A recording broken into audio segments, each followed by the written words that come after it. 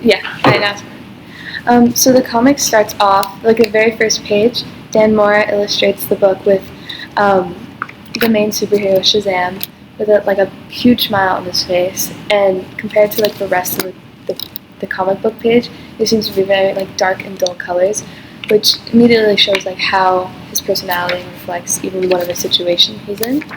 Um, and then the next page, we kind of figure out what, like how old he is and what he's dealing through with his life outside of being a superhero. When it says, "I was C+ing my way through a civics test," it kind of just shows like, oh, he's actually like a high schooler, which kind of confused me at first because I just see like this older man as like a superhero, and I didn't really think he was in high school. So which first brought around the idea that he could like shapeshift or be like a different person. This is like not his real identity. And he seems to be like a very playful person and very risking with his life when he goes to the edge of the cliff and almost falls off. Or he did fall off. But he immediately thinks of a new plan, and this is when I thought about like what the different types of superpowers he had, because originally, like with his muscles and the different strength that he has for like harnessing a huge dinosaur, how like what if his superpowers are super strength, but when he goes to save the dinosaur from like falling to its death, he uses not only super speed, but he can also fly as well. So I thought that was really interesting.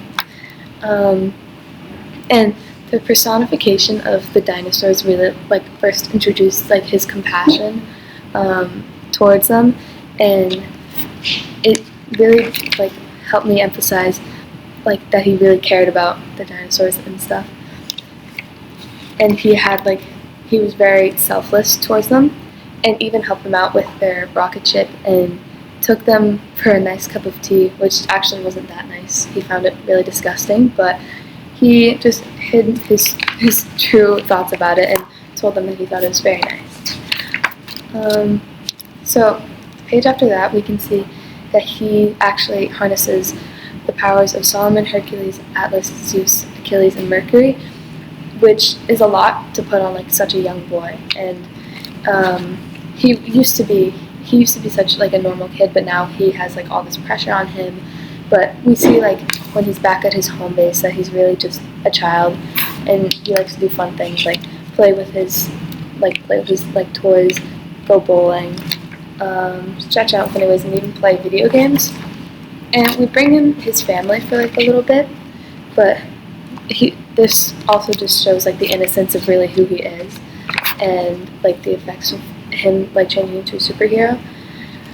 And so when he goes back to Philadelphia, right before that, there's this kind of scene, this page that takes away from like the other vibes of the pages, that kind of just sets up like a question for me in my head, and it's like very dark, and it says he's wasting his potential on the pursuit of trinkets and petty creature comforts. So it makes me feel as if he hasn't been using his full potential, or maybe they want to use him for some evil. I was a little bit confused on that, but it just set up like a question for me in my head to think about. So when they go back to Philadelphia, you can see that he's not anything like he is with all his powers. He says he feels heavy and slow, he's not graceful at all, but he can make his own choices, and that's kind of the upside to being his normal self. It's because as I think it was Solomon's powers, he was wise. So as Shazam, he always had like a voice in the back of his head, as he said, to do the right thing. But as just a teenage boy, he can do as he wants. And he goes into how he's fostered. And I thought that in like Philadelphia it wouldn't like be supernatural and stuff. But they actually have a tiger as their maid, which I thought it was pretty funny. But it just shows like how compassionate he is to like take this tiger into their house and just give him like the basic needs that he wants. And then it goes into how he has like other jobs, and he's also just a teenager, but he will like fly to any place at all to like help people that need it. Like he flew from Philadelphia to I think South California, and he like went through any lengths to find like the people he needed to save. And as he says, he doesn't have like especially keen ears or eyes, so he has to like do the work himself to find the kids. And so he saves like all these babies and these like even adults too. And he also doesn't put all like the respect on himself. He says the real heroes are the first responders on the scene because they don't have like the strength of Hercules and stamina of Atlas. And so towards the end of the comic, it kind of just explains how one mom is very helpful, and he's being broadcast right now in front of like a ton of televisions and news broadcasts. And this woman goes, "You saved my babies, you saved all of us. How can we ever thank you?" And this is where like the real twist for me was. I wasn't expecting this at all. But he goes, "Since you asked, you can get the hell away from me," which you can see with the drawings from Mora, that his like full expression completely changes.